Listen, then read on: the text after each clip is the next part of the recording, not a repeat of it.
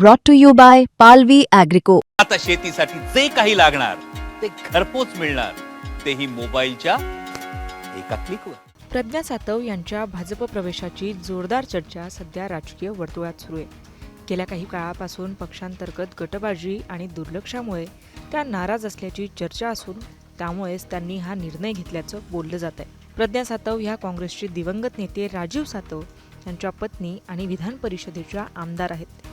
राजीव सातव राहुल गांधी यांच्या अत्यंत विश्वासू सहकाऱ्यांपैकी एक म्हणून ओळखले जात होते. 2024च्या मोदी लाटेत महाराष्ट्र काँग्रेस पक्षाचे केवळ 2 खासदार निवडून आले होते. त्यामध्ये राजीव सातव यांचा समावेश होता. त्यामुळे राजीव सातव प्रचंड चर्चेत आले होते. त्यानंतर राजीव सातव यांनी काँग्रेसच्या राष्ट्रीय वर्तुळात स्वतःचं स्थान निर्माण केलं होतं. पंचायत समितीपासून ते लोकसभा, राज्यसभा आणि काँग्रेसच्या राष्ट्रीय पातळीवरील विविध महत्त्वाच्या जबाबदाऱ्या त्यांनी यशस्वीपणे सांभाळल्या. युवक काँग्रेसचे प्रदेशाध्यक्ष व राष्ट्रीय अध्यक्ष, अखिल भारतीय काँग्रेसचे सरचिटणीस, गुजरात प्रभारी आणि काँग्रेस कार्य समितीचे सदस्य अशी अनेक पदं त्यांनी भूषवली.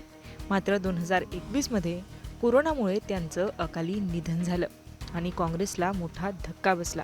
दरम्यान 2021मध्ये काँग्रेस नेते शरद रणपिसे यांच्या निधनानंतर रिक्त झालेल्या जागेवर प्रज्ञा सातव या निवडून आल्या. त्यानंतर 2024च्या निवडणुकीत काँग्रेसकडून पुन्हा एकदा विधान परिषदेवर त्यांची निवड झाली. त्यांचा कार्यकाळ 2030 पर्यंत आहे. याचबरोबर सध्या काँग्रेसच्या महाराष्ट्र प्रदेश उपाध्यक्षपदाची जबाबदारीही प्रज्ञा सातव यांच्याकडे होती. राजीव सातव राहुल गांधींचे इतके खास असतानाही प्रज्ञा सातव यांना भाजपात प्रवेश का करायचाय असा प्रश्न आता उपस्थित होतोय. मात्र अलीकडे पक्षात त्यांना अपेक्षित भूमिका आणि महत्त्व मिळत नसल्याची भावना त्यांच्या जवळच्या वर्तुळात व्यक्त होतीये. प्रज्ञा सातव यांच्या संभाव्य भाजप प्रवेशावर काँग्रेसने आता अधिकृत भूमिका मांडली आहे. विधान परिषदेतील काँग्रेसचे गटनेते आमदार सतेज पाटील यांनी सांगितलंय की काँग्रेसने प्रज्ञा सातव यांना आमदारकी दिली आहे. त्या असा कोणताही टोकाचा निर्णय घेतील असं वाटत नाही. ही बातमी तथ्यहीन आहे. पक्ष त्यांच्या संपर्कात आहे आणि आम्ही त्यांच्याशी संवाद ठेवणार आहोत असं सुद्धा सतेज पाटलांनी सांगितलंय.